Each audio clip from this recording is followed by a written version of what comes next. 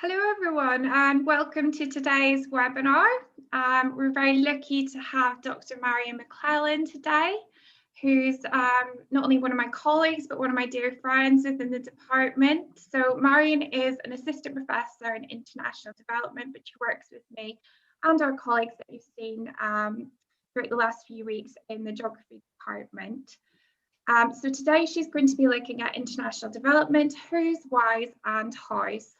So it should hopefully be a really interesting discussion and debate at the end. So please do pop any questions that you might have. If I get Marion just to pop on the QR code, there we go.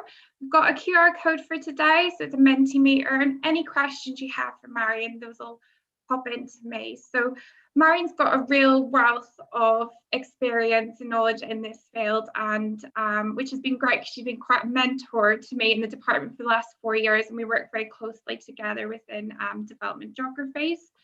Her experience is primarily within sub-Saharan Africa, so she's done a lot of research within Uganda and Rwanda, particularly looking at education, livelihood, sort of past emergencies, conflict, disasters, within many scenarios within Uganda and Rwanda, and I think she'll talk a little bit more about that today. We also lead a field trip together in the final year for students on our geography course to the Gambia. So again, looking at many of these key issues around aid, livelihood assets, health, education. So hopefully we'll get a chance to speak about that right at the end as well. If any of you would like to be part of our webinar series, you can get in touch with my colleague, Dr. Craig Lashford. His email address is craig.lashford@coventry.ac.uk, and you can join our webinar series, get links to many of the talks that we have and many other materials as well that will be popping up over the next few weeks as well. And these are primarily aimed at students of A-levels, but GCSE students are also welcome to have a look, and obviously teachers as well.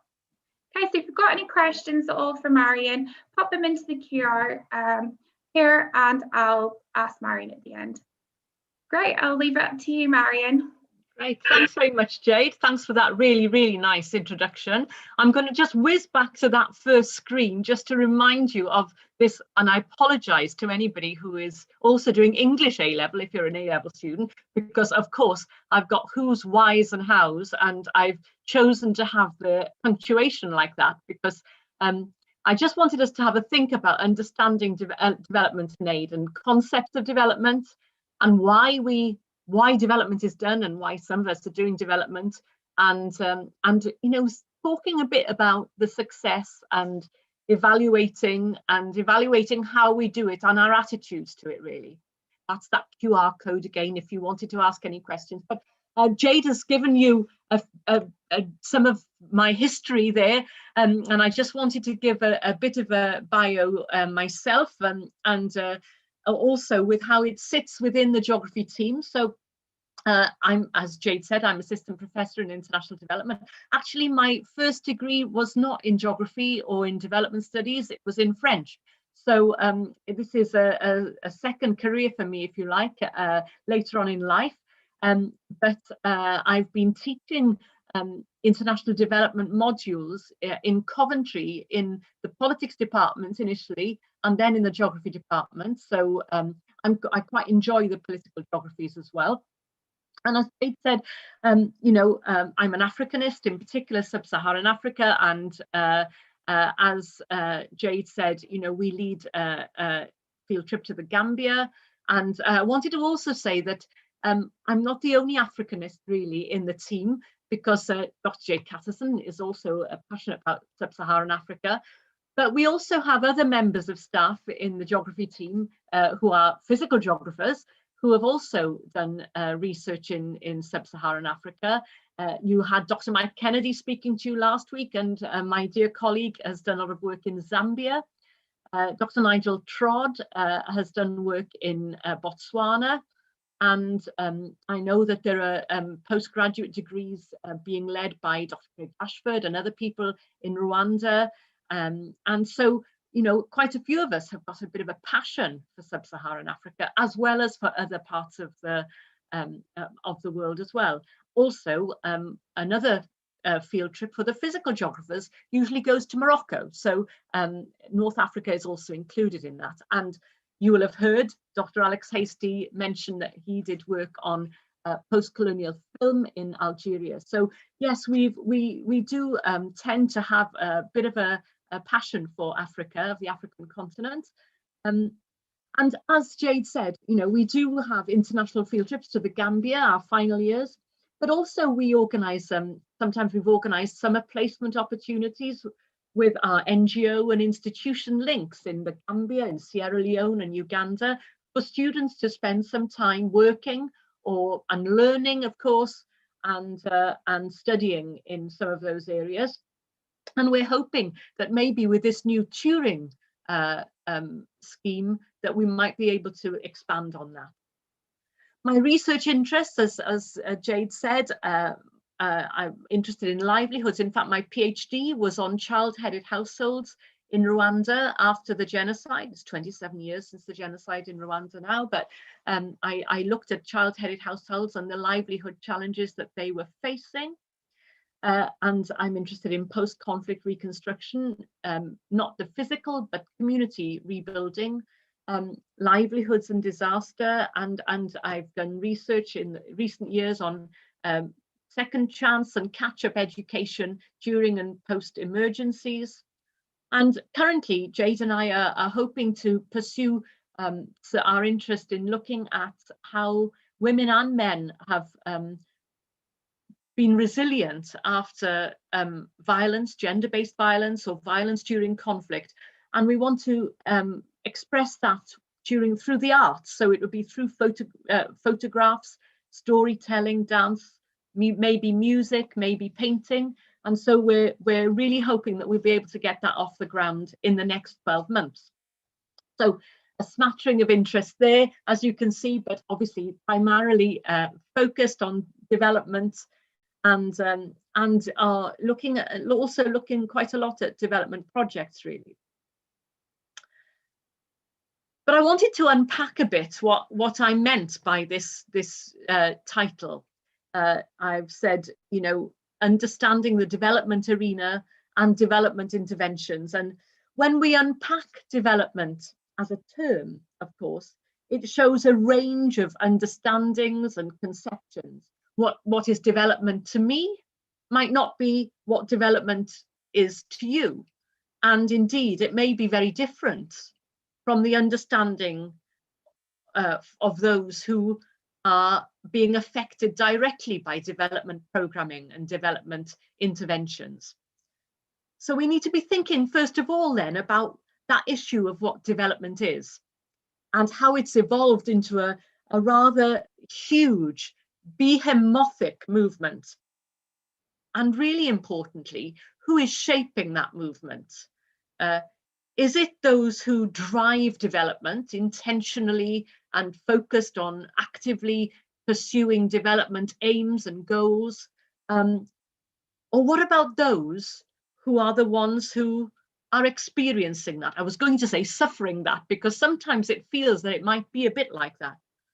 So, you know, what about this relationship and the interpretation of development and development issues, you know, from the point of view of those who, if you like, dictate the theories and the frameworks, and those who are the recipients of that? So my question is, whose development are we talking about? One of the key ways in which development is done, of course, is through international interventions and aid. And the second part of this talk will briefly consider a bit about what aid is, just a quick recap for you, because I'm sure that you've done development and you've touched on aid in your studies so far.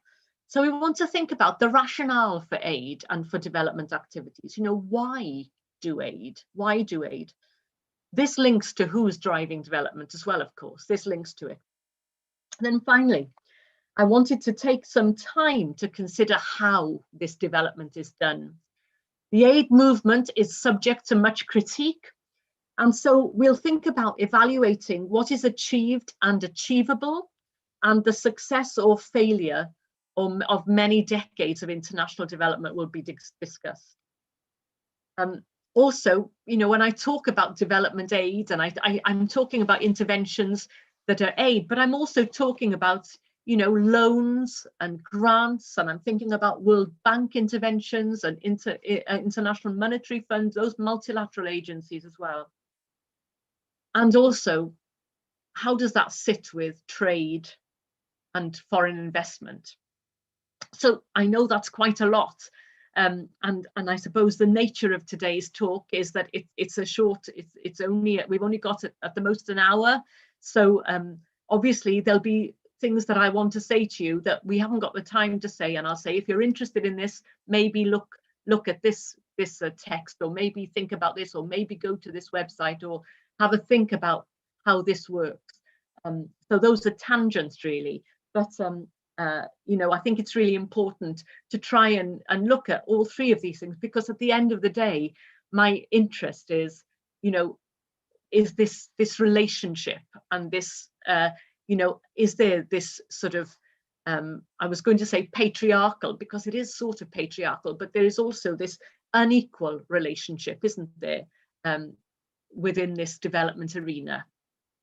So the first thing we're going to look at is we're going to think about this element of whose development and how we define development. And of course, we know that the interpretations of what development is change over time. Okay, over decades, what is development has been interpreted by theorists and by governments and by activists and by actors in non-governmental organizations or other agencies, and the buzzwords change, the interpretations change. But we know that within that there is always this nature of improvement, and this has been really focusing on physical and material realities of improvement, physical improvements in things like shelter or something like that. But for many decades, the way that development was considered was as modernization. It was considered as a modernizing, and that sort of links a bit with the way that the West developed, if you want to say that, over centuries ago in industrialization. But my concern is, who is dictating these interpretations? What is the level of contribution from those in the global South about this? Who drives those development processes and decides what they are, how they work, what happens, what the outcomes might be? Certainly, in the past, and up to quite recently, it was very much Western institutions and actors. Whilst today, we might say, well, there's more leadership and more participation and more direction from recipient nations. We'd like to say that. I do wonder how much of that is true. How much of that is true? What are the conditions that assistance is put under? Are there conditions? And I once read that somebody said, it's all very well and good saying that it's the developing countries that are in the driving seat, but in many cars you've got a lot of backseat drivers. Who are the people actually pushing that car forward and deciding which turns it's taking? Okay. So it's really important that we think about that. We need to think about resistance to things and alternative voices. And also, we need to think about how development discourses are understood and reinterpreted. And that's really important, because it's so easy for us to look at development and what we see when we link with development, and I've been guilty of this as others, is we see pictures often of global inequality, of poverty or whatever, You know, the global south is a complex entity. You know, first of all, it's the majority world. I know that when Jade was giving her lecture a few weeks ago on population, we were saying, you know, how do we describe it? You know, so many ways of saying it. It used to be called the third world, and then that was really discouraged. And, you know, the developing world, and you know, there are lots of, you know, lots of buts about that as well. So we call it the global south, or we call it the majority world. But, you know, the nature of that, it is the majority world. The majority of people in the world live there. And it is complex. It's not just one thing. It's not just unequal. It's not just poor. You know, when we see images, you know, we see images of poverty, and I've just put one up there. You can see that of inadequate shelter, for example. But, you know, so often, and it's so easy to find when we're trying to illustrate our lectures or whatever, you know, the photographs that we see are images of children, of poor children, of starving children. And of course, an aside, I haven't got time to talk about this today, but, you know, think about the discourses of comic relief, of you know, the Red Cross, of Oxfam, you know, in asking for funding, for example. You know, what does that discourse tell us? You know, what is it telling us? What is it showing us? What is it telling everybody about the global south? Is it saying actually everybody is in this situation in the global south? And also there's an ethical issue about that as well. Again, another side tangent that I can't talk about today, but the ethics, you know, of using photographs like that of maybe people who haven't given permission, and maybe, you know, who wouldn't want their photographs to be used. And, you know, it's a huge thing, isn't it? How we discuss this development issue. In 2000, two developmentalists, Tim Allen and Alan Thomas, in sort of defined and interpreted development in two ways. They said imminent development is development which is able to act on itself, grow from within, and therefore build from what is there. And the second development interpretation was intentional development. And intentional development were active moves to fulfill objectives already set. And these can be allied to the actions of agencies, multilateral agencies, non-governmental organizations, foreign governments, etc. So these two ways are really interesting to look at, I think, before we start thinking about other things like the seeds that are sown. You know, imminent development is really a spontaneous and unconscious process of development from within, Alan and Thomas say.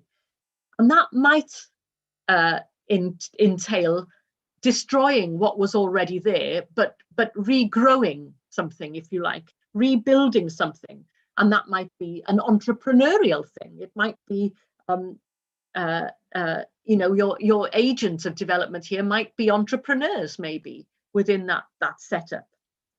But intentional is externally done, really, active moves to fulfill what's already what is going to be done, what's going to be set, these objectives which are going to be set. And of course, when we think about development, I think that we think all the time about intentional development, don't we? I mean, you know, you know, this concept of imminent development, you know, it's difficult to know. You know, I think I say later, you know, what would have happened had development actions and certain other historical events not happened to many parts of the majority world? What would have happened? You know, would they have developed like the West did?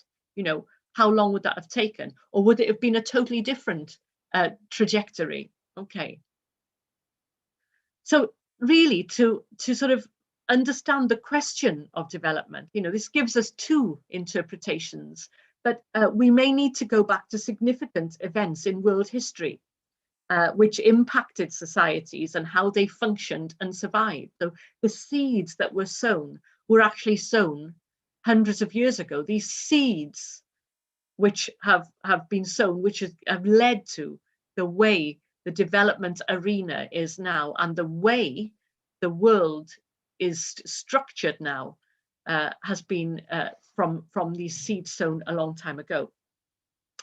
And you know, it started with explorers and maybe missionaries. We might think of missionaries as well, going out and you know, explorers. And I've got put a map up here of Africa's kingdoms and empires, because, you know, often our understanding is that before colonialism and before the you know, somebody discovered the Americas or Africa or whatever, there was nothing there. Well, of course, that's not true.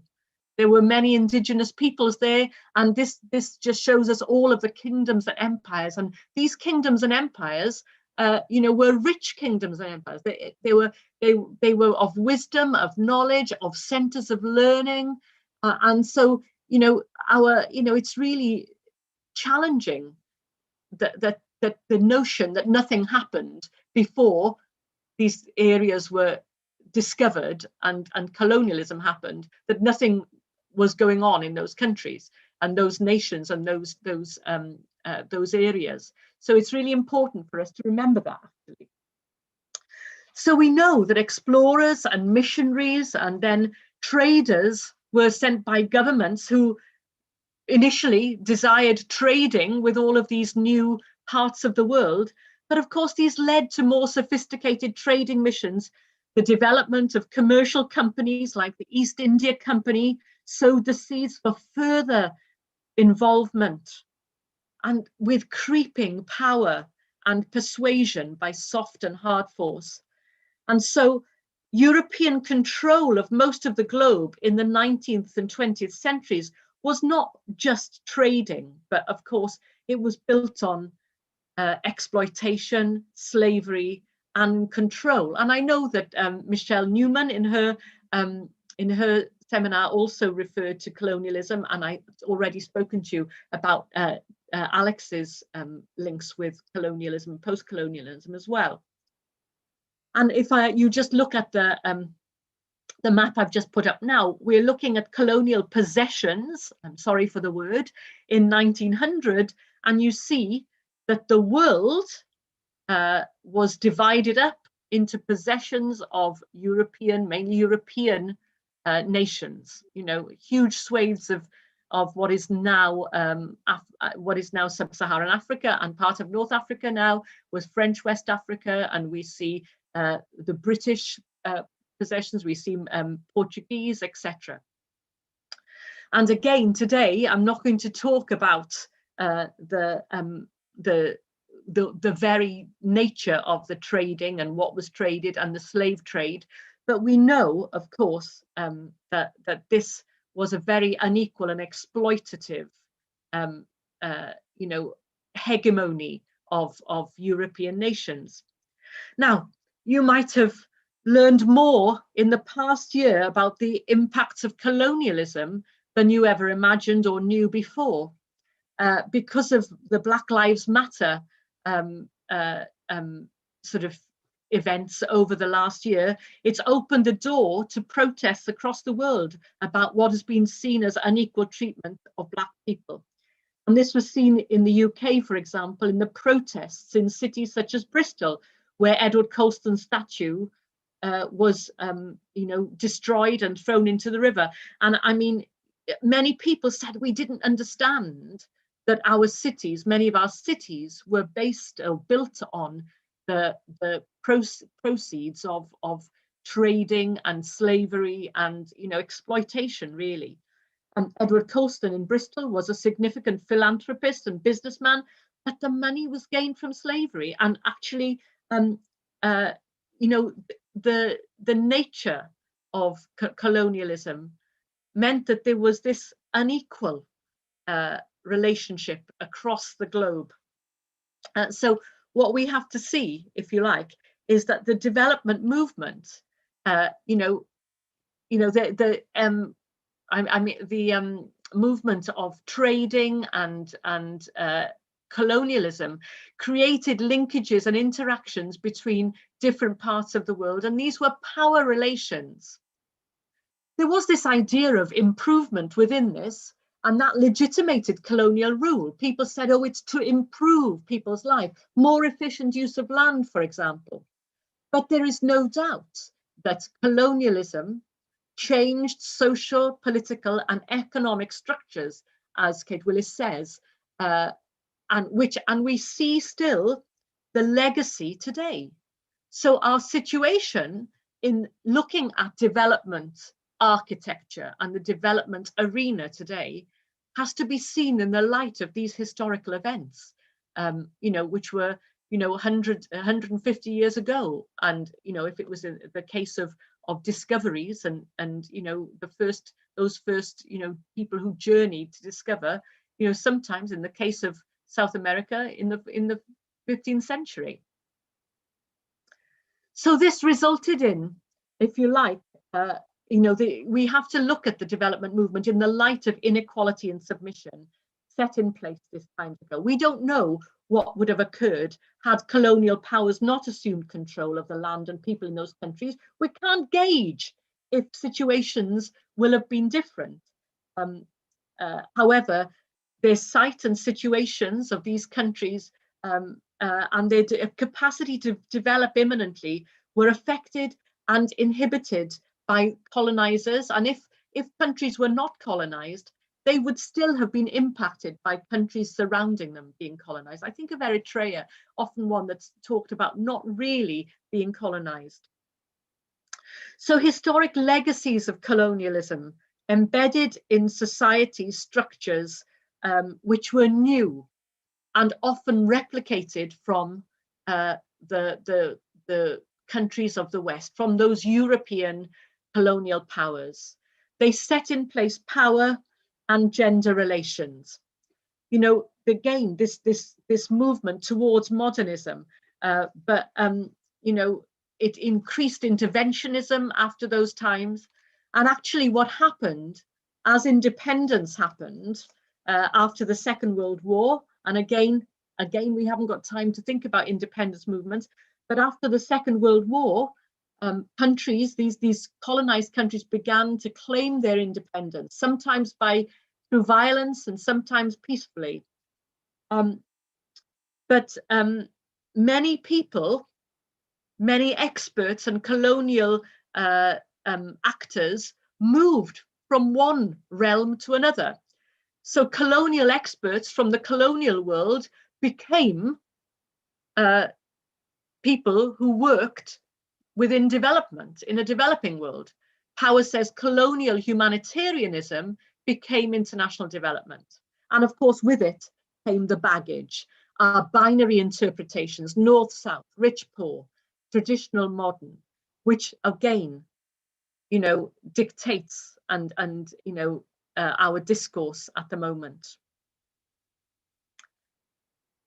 Post-World War II was extremely important for the development arena because the Bretton Woods conference post-1945 at the end of the Second World War was a time when many countries came together and said, okay, we have to change the way the world works.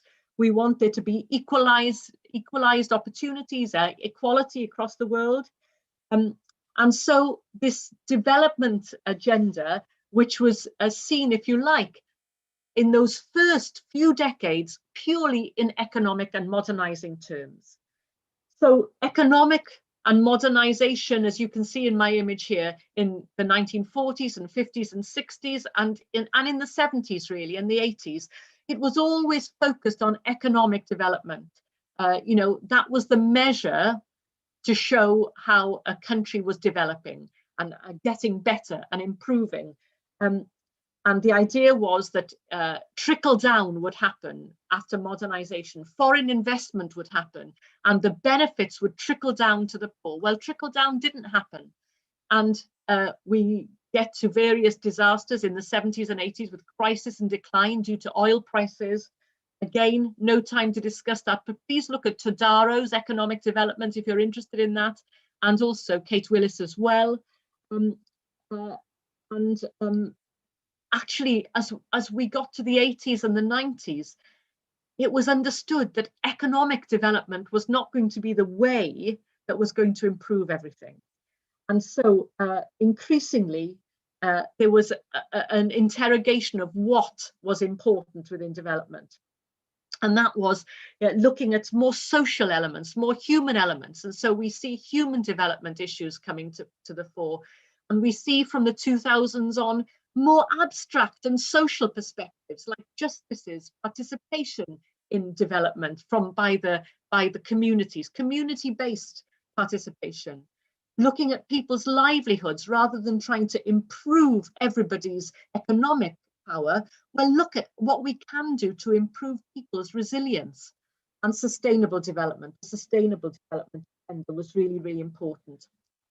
And in part of that, we moved from an economic focus to human and social perspectives. And actually, it made people think about, when we talked about poverty, because often when we think about development, we're thinking about poverty, that was often seen, if you like, as in a material poverty, physical poverty. But actually, there was an understanding that poverties are not just physical. Yes, of course, physical poverties are really important and can be life-changing. But there are lots of other things that are really important here. And so we have to think about, you know, the poverty of not having choice, the poverty of behaviors and customs which prevent you from doing things, the poverty of being alienated in your community and not being part and integrated in a community and given a voice, the poverty of hopelessness, having such a challenging life that you don't see hope in it, the poverty of physical weakness, being sick or disabled or unable to work, for example, the poverty of isolation. We all know a bit about that now, don't we, after this last year? The poverty of gender discrimination or of your lands being damaged and how that impacts what you have. At this point as well, we had the development of the Sustainable Livelihoods Framework with the 5 capital assets, these human and social and physical capital. When we look at somebody, an individual or a household, looking at those 5 separate categories of assets that a person can have, their human capital, access to health, education, their social capital, their networks, their community support, their natural capital. Have they got good land beside them? Have they got water beside them? Their financial capital, are they able to work? Have they got savings? Have they got assets? And their physical capital, you know, are they near roads? Is that helpful to them to go and find work or to go to school? And when you measure what an individual has within these assets, you can measure how resilient a person can be when life might get difficult. So that was an important process.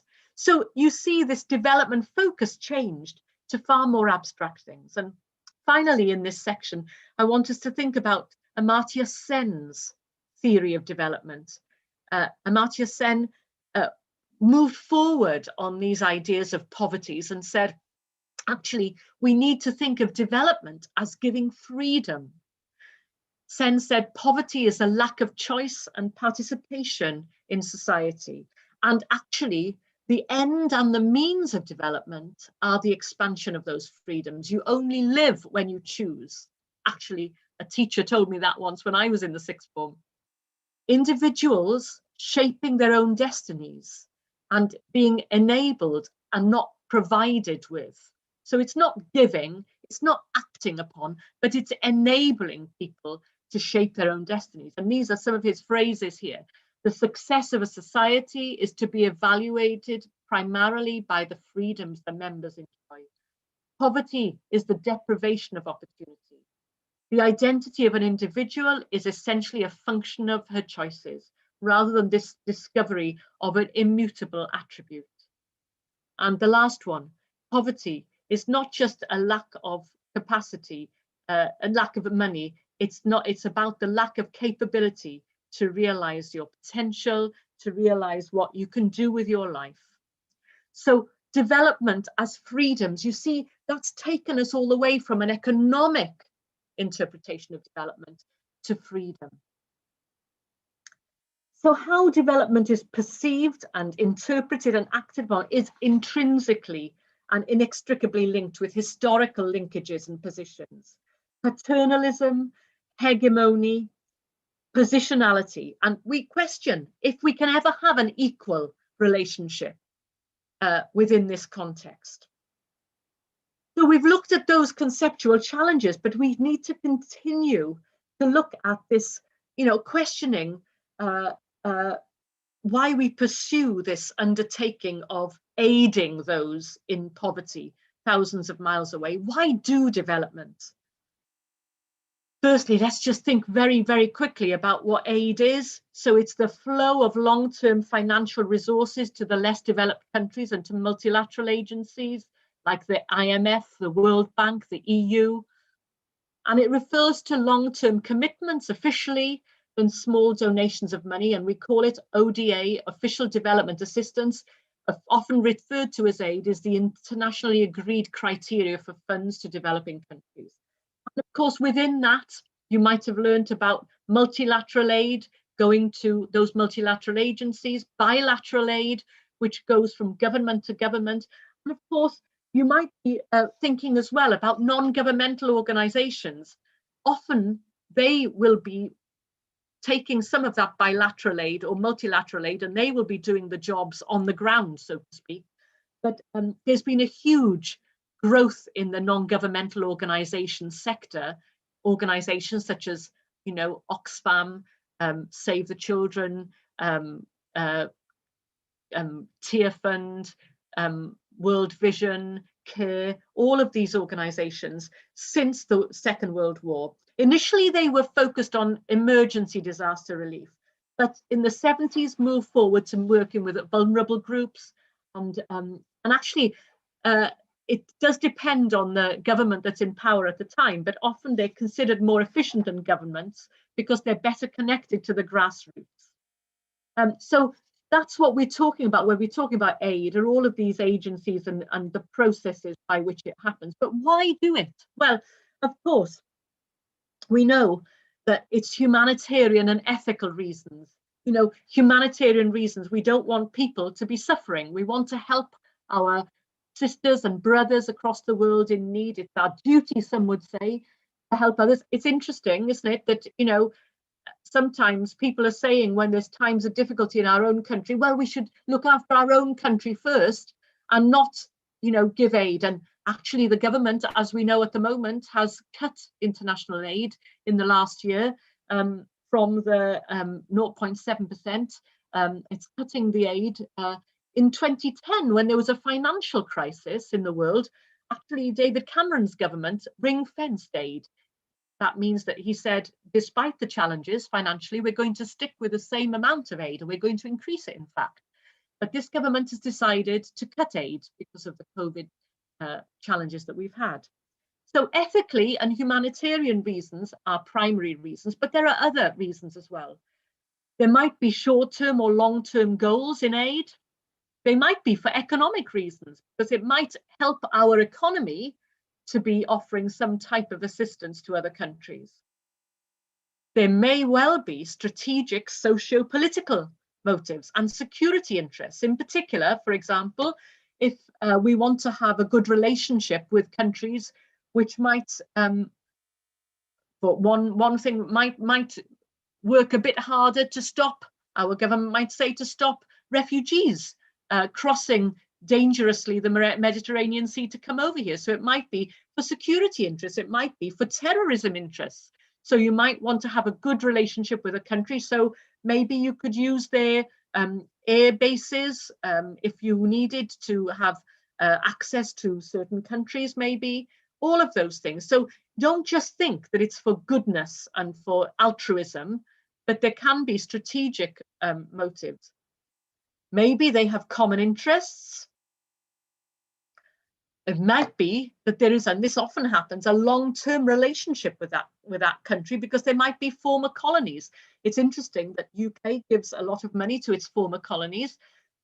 some people might say there needs to be far more reparation. Reparation is what you pay as a response, as a request for forgiveness, as a compensation. Even we don't use that word often in aid, because I think the government would say, well, if we started compensating everybody or giving reparations, then everybody would be asking for it. But it is a real issue in talking about the impacts of colonialism, the long-term impacts, which we've already discovered are many. And of course, it could be a bribe. A few years ago, Jack Straw, then Foreign Secretary, went around many countries to ask them to support the UK and the US's vote in the UN Security Council to go to attack Iraq under the war on terror. And he offered them many financial benefits and aid benefits to do that. So that's an interesting way of thinking about why we do aid. But we know that there is no level playing field, really. Many developing countries have no choice other than to engage in multilateral schemes or aid programming. Andre Gunder Frank had a theory of dependency, which said, actually, it's in the world's interest, it's in the West's interest to keep countries in the global South dependent upon them. And in fact, those developing countries have no choice other than to engage in multilateral schemes or aid programming like the IMF loans, or in projects and aid programming. You know, what else are they going to do? Often aid will be a significant part of their budget of their country. That's an interesting thing to look at. What is the proportion of aid funding into some countries' budgets? And it's a huge amount. Without that, there wouldn't be any services provided for people in some of those countries. So we know, of course, that aid and debt then is controlled by the West. Is it really reducing poverty, or is it with an aim to empower? Is it, you know, are you saying, well, I know we're going to give you aid and that's going to empower you to be stronger and to, you know, to build up, or capacity build, and to learn skills and to skill up and all of those things? Or is it still this desire for continuing control and domination? Is it that some countries are deemed to be incapable of development? And the question we can ask, has anything changed since Frank's theory was brought to light? So all of those things, about those. But, you know, one of the things we want to think about as well is how aid and development is done, the hows of the development realm. I've mentioned this 0.7% target for GDP that the UN set for everybody, and only about 5 countries have achieved that. And I've already said the UK government is reducing its allocation. When you reduce an allocation of aid, so that is sometimes very rapid, and the impact of such actions, cuts in funding, will have huge repercussions in the global South. The long-term impacts of sudden decision underlines the magnitude of responsibility of those making the decisions on the lives and livelihoods of millions. So, you know, the UK government or the US government deciding to cut aid allocation or to cut programming, you know, has got immediate repercussions and implications for, you know, for countries, for communities, for households, and for one person maybe. It may be for, you know, women who are unable to access family planning. And so end up with having more children and remaining in impoverished situations. And now, of course, we have the impact of the COVID pandemic too, which has put far more people into extreme poverty. The extreme poverty is classified as people living on less than $1.9 a day. And that link there on the worldpoverty.io headline, that's the World Poverty Clock, which shows you, as we speak, who, you know, the numbers coming into extreme poverty or leaving, we hope, extreme poverty, Sustainable Development Goal 1. Because of COVID, they believe that by the end of 2021, there are going to be over 150 million more people living in extreme poverty. And so COVID is having a huge impact, and that doesn't just show you how one, pandemic can affect people. Actually, it's going to be the same if you've got conflict, if you've got climate change, you've got drought. It pushes lots of people into extreme poverty.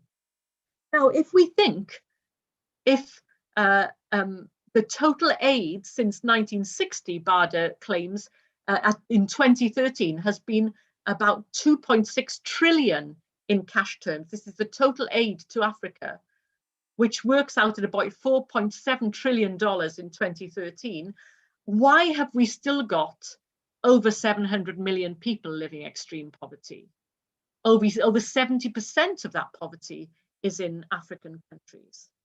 And actually, African countries are projected to experience the highest increase in extreme poverty in 2020, Nigeria and the Democratic Republic of Congo. And you'll see here, all of those are countries which are going to experience extreme increases in extreme poverty. And so, what has all that aid been doing?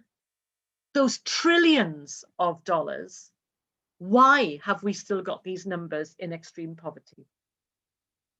And of course, we might have had people moving out of that extreme poverty bracket and building more sustainable livelihoods, but then they revert because of these crises, they revert.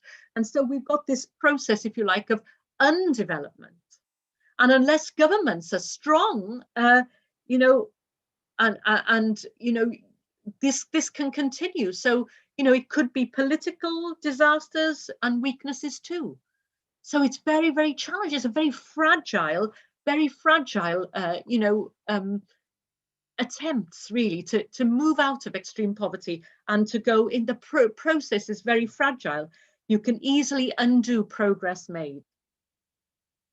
So what's the problem then with how development is done? With all that money, resources, time, and those thousands and thousands of individuals' lives who've worked in a humanitarian field since 1950, for example, all those NGO workers, all those people who've worked for the UN, all of that expertise, why has it not worked better? The $64,000 trillion question. And again, it's a really interesting topic to interrogate in detail. One of my favorite experts in development is Bill Easterly. And just in the last couple of weeks, he engaged in a conversation on a blog, and I've got the link at the end of this for you. And, the guy interviewing him was saying, why has aid not, what is the problem with foreign aid?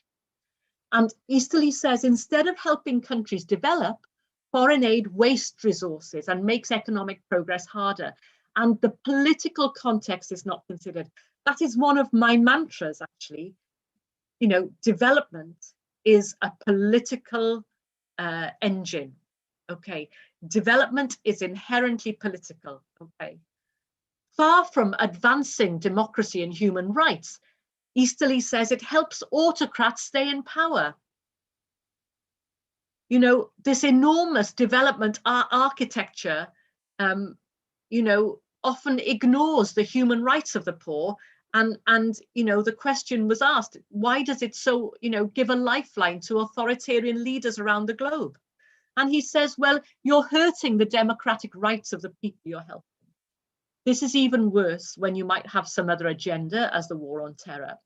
The biggest increases in Western aid have gone to the quarter of the world's countries that are the least free, measured in terms of political and economic rights.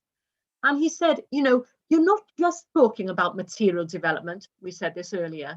Human beings worldwide have very, similar aspirations for having human rights, political and economic rights, freedoms, dignity of self-determination.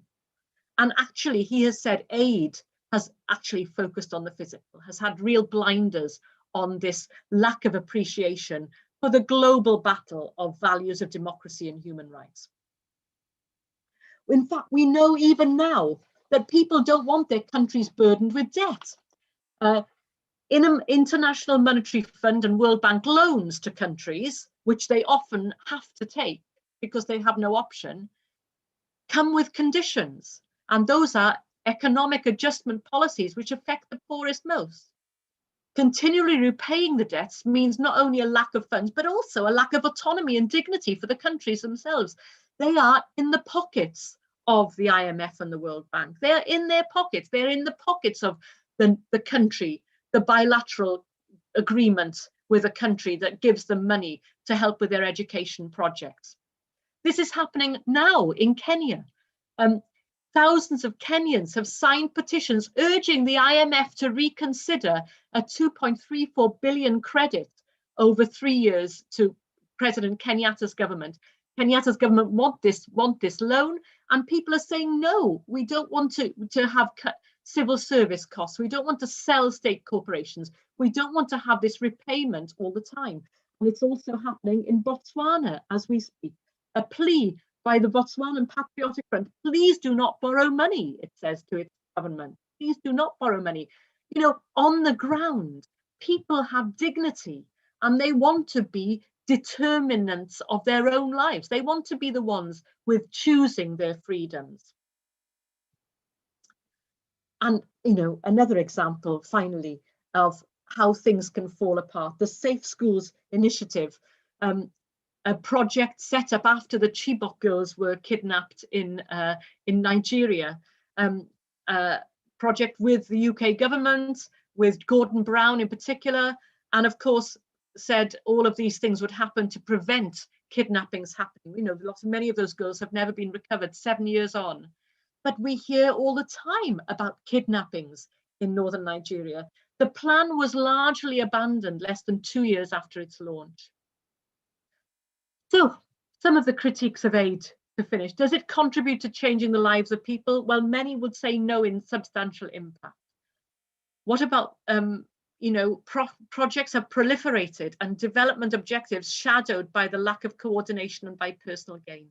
Practitioners would say, you know, yes, well, water and healthcare and education has been provided, which would not otherwise have been provided by the state. Well, our question then is, should it have been? And one school of thought states it's hard to show that aid projects have any overall impact on poverty stats. You know, you've got to have processes of social change, government reform. You know, it's inherently a political issue. Governments have to want to improve their lives for their people, but at their hearts, they're embroiled themselves in behaviors and customs and expectations and responsibilities, maybe to wider family, to their support networks. Failures can be due to unequal relationships and expectations, but we must remember that it stems from the seeds of empire and inequality. And even now, are development practitioners repeating what the colonials did? Are we, the neo-colonials, even if we're going to an Oxfam shop to buy stuff or giving money to Comic Relief? Is the development movement shaping countries and lives or allowing people freedoms to shape their own? The Chinese are very active in Africa at the moment, business-wise, and they say, we don't come as conquerors, but we come as suitors. And should this be the model for all? Thank you very much. That's the end of my, it's a bit of a rant, I'm afraid. Hope you didn't think it was too much of a rant, but I'm here now if you have any questions for me. That was fantastic, Marion. Thank you very much for that. Really, really interesting. And well, from all the questions we've got, I know it sparked quite a lot of discussion as well. I wonder if you could pop back just to the QR code yes. right at the beginning, if anyone has any final questions. Oh dear, I've done a silly thing here, haven't I? Oh, let me just go back. Too many of these. Yeah, there it is. Yeah. Thank you. Lots to discuss anyway. Well, I'll get started actually with some of what you said in the last slide there in your conclusion, because you made some really good points, particularly talking about the concerns maybe that development practitioners might be repeating what colonialists have done in the past. And I wondered then if you wouldn't mind talking to me a little bit about NGO programming. So do you think there's still value in NGO program? And then what considerations do you think that we might need to take, or people who are practitioners in the field may need to take in order for there to be some sort of positive impact from that? Yeah, thanks for that question, Jade. And the good news, I think, is that I think that firstly, non-governmental organizations, despite some of the things that I've said, I think that some fantastic work is done. And thankfully, non-governmental organizations today are far more aware in the main of the need for participation and for initiatives and projects to be driven by the people who are affected by it most. And I see so often now, 30 years ago, you would see international and non-governmental organizations, and you would see that it was all Westerners who were going and living and working in the recipient countries on projects, and they would be gone for months or they would be permanently out there. And I have to say that still does happen. There are still people who are experts, maybe, who are living in those areas. But I see more and more this move to having local expertise and partnerships. So the great structure for me would be a Western organization, if it has to be a Western organization, partnering with local community and grassroots-based organizations. And the driving seat and the backseat drivers should be the local organizations, definitely, because so many times, I have lots of examples, where, in that even the Chibok Girls SSI initiative, these examples where the local understanding, and it might be on customs, on behaviors, it might be on climate, it might be on land quality, it could be anything like that, has not been considered. And so these become white elephant projects, as we call them. They begin and they suddenly fade, they suddenly collapse, or something. Another classic would be that you'd have a dynamic, charismatic person who would be there leading a project, and then maybe they would suddenly leave, and no continuity, no sustainability, nobody to step into the breach, and then a project fades. And the roads of the global south are scattered with abandoned signs of projects that stopped. I mean, some of course may have stopped purposely, but others just faded out. And so I think it's this relationship, and it's about humility, I think, because you cannot expect to dictate to somebody what they should want. We have no right to do that. And I mean, that's where the links to the colonial relationship and structure is really. I mean, and I think that it is tempting, and Jade, you and I have been in sub-Saharan Africa, and we've walked around the Gambia, and we've seen 4x4s with UNHCR on the side of them, or World Vision or something on the side of them, and what is great to see is that there are local people driving those and working and country directing. That's the great thing. But yes, it's about it not being imposed, but being a relationship of equals, and of it addressing the real need, and of course with that, real. You have to do rigorous needs assessments, and that's with the participation of local communities. And there are lots of great tools that I know you're an expert in that you can use for that, and we've both used them in our research, and it's great. There's lots you can do to get communities to be instigators of their own freedoms, really. Yeah, no, I can completely agree, especially in regards to this notion of a needs assessment as well. It's hopefully it is improving within research and academia, but yeah, it's still got some way to go. But yeah. But and yeah, I think it's it's not just NGOs, it's people like ourselves as well, academics as well, isn't it? I'm not just saying them, because we can be seen as being the experts. Our positionality, makes sometimes those relationships unequal, and we've got to be really careful about that, I think. Yeah, no, completely agree. Yeah, very interesting. You talked sort of briefly towards the end about sort of debt repayment. You talked about the Kenyan example, but structural adjustment we know has had quite a few impacts, really detrimental impacts on a number of nations. I know I've personally seen some of the impacts in Jamaica, even as far back as the 80s. But I wondered if you were able to elaborate a little bit more on that, and if you had any like case studies or examples of that you could share.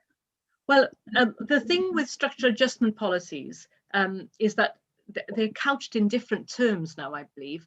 But in the 80s, in the 70s and 80s, when I talked about that crisis in development, and that's the moment where a lot of these countries had to borrow money from the IMF and the World Bank to cope with the 70s and 80s. So a lot of the debt that they're in is a legacy debt, from a long time ago.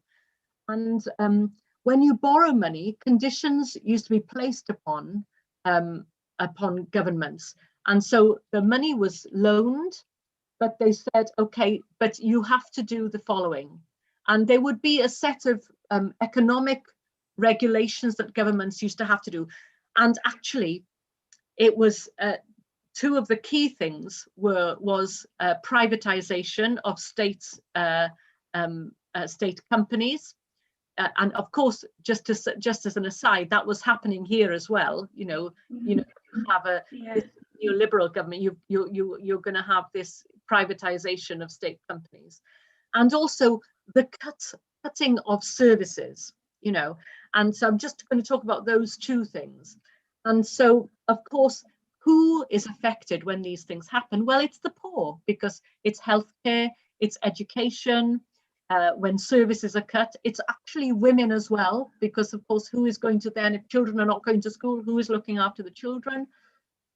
And of course, when you privatize state companies, parastatals, we call them in Africa, when they are privatized, of course, then they are out to make a profit. And so people's wages might be cut, staff might be cut, resources might be cut, situations might be, health and safety situations might be more challenging. And so there's a higher chance of unemployment and all of those things. And of course, what the parastatal is providing might also be of a poorer quality, because you've got a lack of employees. Now, in the 2000s, that changed, the systems changed, and they brought in, because there was a lot of criticism about these. So the World Bank brought in these newer systems, which were called PSRGs. Oh, I might have got that wrong, but they were basically, I can't remember what it stands for now, I'd have to check it, but PSRPs, I think they're called. I think yes, PSRPs. I can't remember the that's right, the acronym, but acronym as well. But the whole idea was that the recipient government and the World Bank engaged with one another, discussed and planned what the processes would be and what the restructuring might have to look like. And it was done very much as that's where that phrase actually about the car driving comes from. It comes from the PRSPs. That the countries were in the driving seat, but the experts and from the IMF and the World Bank, the experts were the ones who were advising. And so that's where that notion that there was somebody else directing that came from, really. So that's so the idea is that, of course, it has improved, and because those recipient countries have more say in what will be done. But of course, that, you know, it still means that there is still some obviously economic readjustment, which does impact the poor. Yeah. Yeah. Very much so. Just that builds on from that, really. We've sort of got a double question here. So do you think there's an equivalent or perhaps other threats that could emerge from neocolonialism? And sort of following on from that, can former colonies learn from their histories to address possible power imbalances or overexploitation? That's a great question, isn't it? A great thing. Yeah, I mean, I think that just looking at the second part of that now, I think that, you know, I have to, just one thing I have to say is that, you know, I can't tell you the number of times where people have said to me during my research, we wish that we still had a British government, or we wish that we still had a French government or something. And I think that you know, I'm, you know, so shocked when somebody says that, because, you know, we've sort of understood that it was a you know, it was a negative thing. But I think it was, you know, because some services were provided and education was provided, there might have been a healthcare system, and, you know, post-colonialism, you know, I think the newly independent governments maybe had different focuses and were trying to do different things. And of course, often, as we say, people who are good guerrilla leaders in an independence war might not be good country leaders, you know, so the different skills of leadership, etc., that happens there. But yeah, I mean, I think that they can learn, and I think that certainly the overexploitation of their current, I think one of the challenges has been exploitation of the countries by colonizers, and the continuing exploitation has meant that has been part of the norm and what people are brought up with. You know, I'm thinking about exploitation of resources, for example. I don't know if that's what the questioner was thinking about. And I mean, I think that then it's a big step back to then say, well, we can't use these goods. We can't use these because of environmental conditions or climate change. Because you can't stop people using goods and not offering an alternative. I mean, I think about, you know, we always talk about hand washing, don't we? And washing and boiling water. And it's all very well and good, so telling women, it is the women, isn't it, to boil water because the water in the well is dirty, but to say to them, but you can't use the wood from the forest. You know, you're damaging the environment. What alternative? You've got to provide an alternative. But I think that, yeah, I think that what was the first part of the question about the neocolonial? Sorry. Do you think there's an equivalent or perhaps other threats that could emerge from neocolonialism? So, well, I think part of this is sort of broad question, isn't it? But there's a lot there.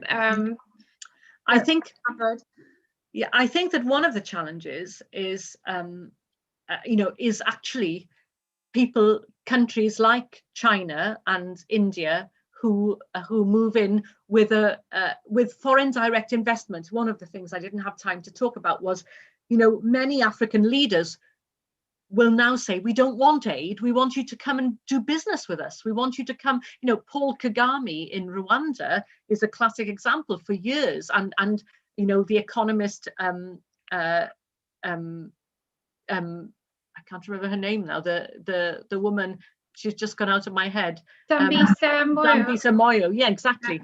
You know, talking about what Africa needs is not aid. Africa needs needs foreign direct investment. And of course, the Chinese have come in and they've said, well, we're going to build your roads and we're going to build your infrastructure, and we're going to have a company here, and we're going to have agricultural companies there. And actually, Jade, what do we see in Gambia? We see Chinese companies, you know, coming with an agreement with the government to be able to fish and some would say overfish in Gambian waters, and then process those fish, and actually in so doing throw away many good fish stocks, as we know, and to the detriment of local fishermen. And we know that those local fishermen are struggling sometimes to get a good catch of fish to sell. And so they're never party to this discussion either, it seems. That's right. It sort of links back to your sort of trickle down almost idea that. That's right. And but how are they going to trickle down? If we think about the fishing industry in the Gambia, the Chinese are making fish meal. They've got a fish meal plant, and they're selling that fish meal is going back to China. So limited number of staff. Many Chinese staff are brought over. So we don't see the benefits. So the neo-colonials, we have to be careful that in wanting foreign direct investment, we don't just have another arrival of big business and exploitation, really. I think that's what we have to think about. Yeah, great question. Yeah, really good question. Another one here. Do you think there's ever an instance when the West or the minority world, as we've talked about, should intervene in politics? So I guess here they're talking maybe about dictatorships and unconstitutional politics. I don't, I'm just thinking even in terms of Debe, the recent in Chad, exactly. Jammeh that we've kind of looked at within the Gambia, who have it's very difficult. I mean, and not only do we think about the autocratic rule, but I think as well about, I haven't mentioned the C word, which is corruption today. But we think about financial mismanagement as well. It is difficult, isn't it? Because Africa went through several phases of democratization. Now, democracy to you and me, again, may be very different to somebody in a different country in the global south. So our model of democracy here might be different to what models of democracy down there, in global south might be. And it is difficult, isn't it? Because in fact, I have to say that the only, if you're going to put conditions on aid, which is one, if a country is desirous of aid, and I'm not talking about humanitarian disaster emergency aid now, I'm talking about long-term program aid, maybe, and the UK government has done this, you say, okay, well, we'll give you aid, but you have to adhere to these democratic moves. You have to agree. Uganda is a classic example of this, actually, and we still have challenges with giving aid to Uganda. Former colony, of course, great friend in the past, the Pearl of Africa and all of this. So Museveni, in 1986, when he took over in Uganda, said, okay, there's been too many ethnic divisions. That's why we've had these conflicts, ethnic divisions. So we're going to have just one party, single party state. And of course, that was fine for a few years, but we've seen in the last 15 years an increasing autocracy there, increasing prevention of opposition parties. Bobby Wine, for example, in the latest election, not allowing him to canvass for votes, jailing, and years ago in previous elections, actually, as soon as that happened, money, aid was cut to Uganda. The problem with doing that, of course, is that Museveni isn't going to be bothered. The aid is cut. He might be bothered, but it's not going to affect him. But it's going to affect our friends in Uganda, isn't it? It's going to affect people on the ground. It's going to affect children going to school and get people being able to have 2 meals a day. So your conditions can be, shaping transparency and accountability. But it is, it's a difficult thing, because we think about, why are we giving then? So if we say we're giving for humanitarian and altruistic reasons, then we should say, here's the money, maybe you do what you do what you want to it. It's about trust. And of course, there have been so many occasions where that money has been misspent, and I have got some examples here, of projects where, it's very difficult to unless you know what's happening, it's very difficult to be able to say this is a project that works. I've got projects, for example, where high transport costs, for example, in Africa, are due not to poor quality roads. Vehicle operating costs are comparable to those in France, but to high prices charged by trucking companies who enjoy monopolies of power thanks to regulations that prohibit entry into the trucking industry. In one country, the president's brother owns the trucking company, so prospects for deregulation are grim. Invoking the experience of East Asian countries, governments selectively protect certain industries to achieve structural transformation, but instead of picking winners, they pick families and friends. That is the challenge. And that's what I was saying when I had a slide, I think, which said, they're bound by customs and, the need, this desire, this requirement to support extended kin families and the extended family, and to have your patron, to your people who support you, and all of these things. We've got to understand, similarly, we've got to understand questions of what we would say corruption, and in the but if a policeman in Tanzania hasn't been paid for 3 months, and he's standing on the roadside, and his family hasn't got any money, but there's no money come from the government, you can understand why he's going to stop your car and say, actually, there's a new tax to go into this area now. You have to give me a certain amount of money. You can understand that. We've got to not take things on face value and judge on face value. Mustn't be judgmental on face value, because we've got to understand that there are other calls, much more complex. Exactly. Yeah, really interesting. Again, I've just a couple more questions. Sorry, I feel like I'm grilling you. That's fine. There's a lot of interest. So, within a lot of the modules that we teach on together, and I know that you teach even separately from myself, we look at the Sustainable Development Goals. And I was wondering how appropriate you felt that these were. Do you think that there's challenges in actually being able to achieve these, and whether, I guess basically how appropriate do you think they are for many of the countries who've signed up for this? Well, I mean, I first of all, I think that they're much more appropriate than the Millennium Development Goals were. That's the first thing, because they are more specific and targeted. It's difficult, because I'm going to say now we're in 2021 and we've got until 2030, and apart from a miracle, many countries will not achieve those goals. Even our country might not achieve some of those goals. And so, and of course, we know, and as I mentioned before, it's very easy. The process of development is extremely fragile, and benefits gained can be benefits lost, very, very quickly. COVID is a classic example. Climate change, governmental challenges, high food prices, poor rains, all of those things can undo. I'll never forget reading Blood River by Tim.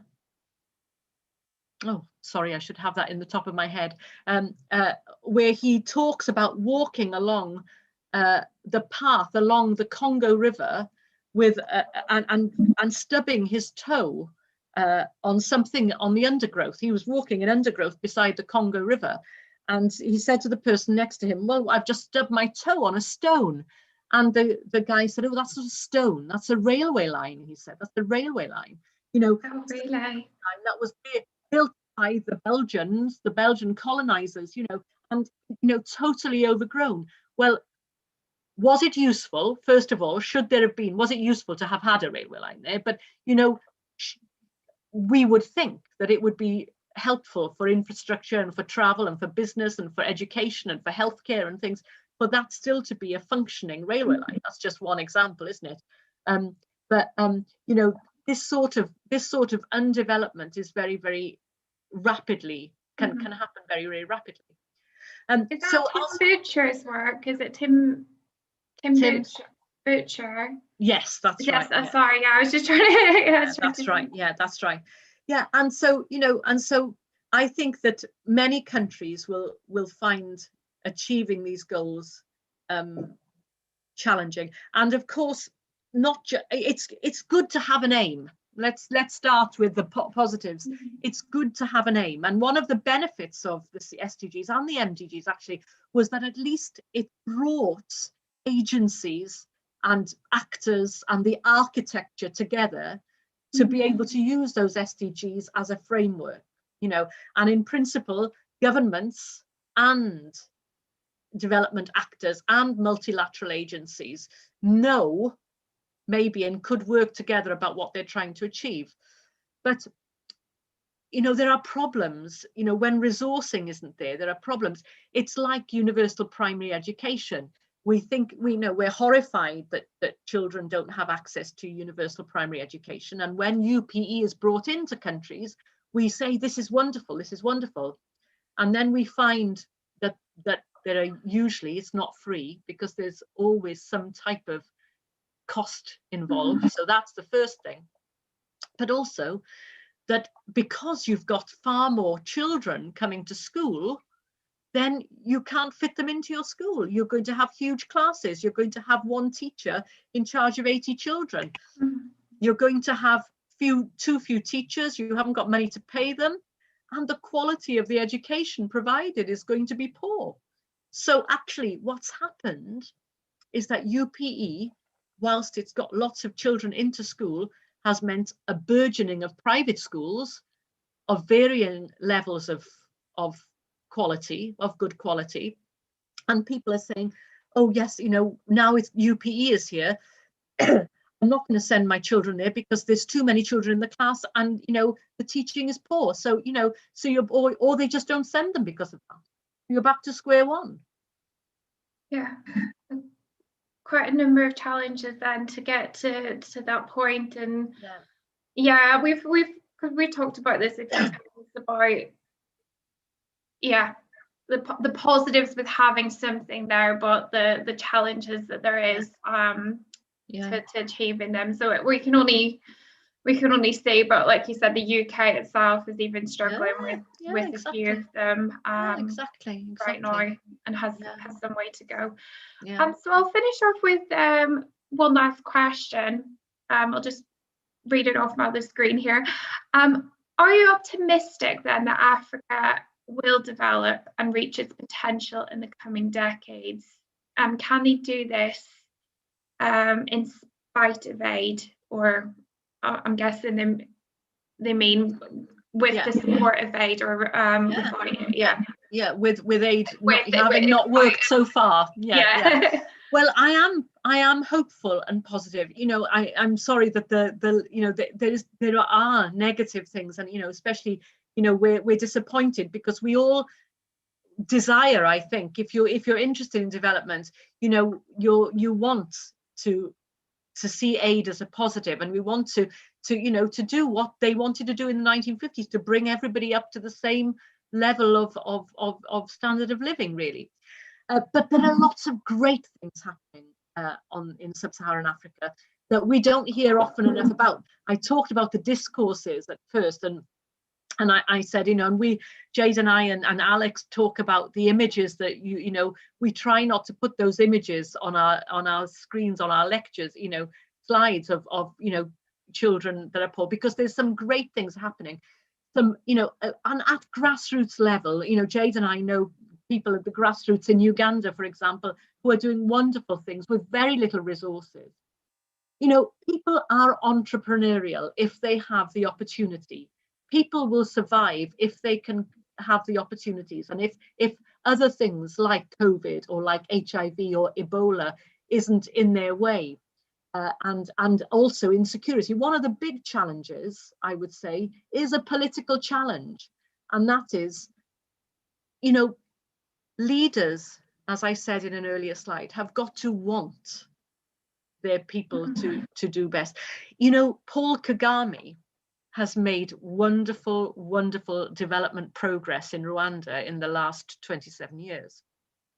However, he's got a lot of critics, because people say, well, it's dictating development, because the development statistics that we see, you know, sometimes are because of regulatory things, which are rules and laws that have said, now you have to do this, you have to do this. And of course, one of the other things that he's accused of is of restricting opposition speech, like we hear in Uganda as well. But you know, people, you know, statistics and the human development indices show us generally an improvement in Rwanda in, you know, maternal mortality in particular, for example. And so we see benefits, we see entrepreneurial, you know, we have to see, even though I've accused them maybe of being neo-colonials, the benefits of Chinese investment in sub-Saharan Africa. You know, it's got to be good to have infrastructure. It's got to be good. That is going to, infrastructure, you know, people used to say tarmac equals development. You know, infrastructure helps people to get their goods to market. It helps people to get to school. It helps people to get more quickly to hospital. You know, all of these things that we see as basic needs, you know. And we see also environmental, you know, real attempts at environmental, you know, an awareness of climate change. That's one of the big challenges is going to be, you know, the challenges of irregular rains, late rains, heavy rains, you know, that wash away the topsoil and wash away crops. But, you know, people are, you know, we think about the green trees, the trees that are being planted all across the Sahel, you know, this big, huge, the wall, massive, you know, and we think about things like that, and we have to be positive, really. But there has to be, you know, at the end of the day, we each have to sleep well in our beds at night, you know, and that goes for me and you, and it goes for development actors, and it goes for political leaders as well, because at the end of the day, you've got to answer, have I done my job properly and fairly and equally today? Have I enabled people? Have I improved people's lives and possibilities? That's what we've got to try and do, I think. I think that's a really good point to end on there. I could talk to you all evening about it. Yeah, and there's plenty of other really nice comments as well that have come through that I'll share with you after this as well. So thank you so much for all of that. Marion and I, as we've mentioned a few times, we do cover a lot of this material in many of the modules that we teach on within the BI Geography course. Yeah, we've got a really aptly named one, and finally here it sounds quite interesting, 4 Horsemen. 4 Horsemen, yes, that's about conflict and disease and mortality.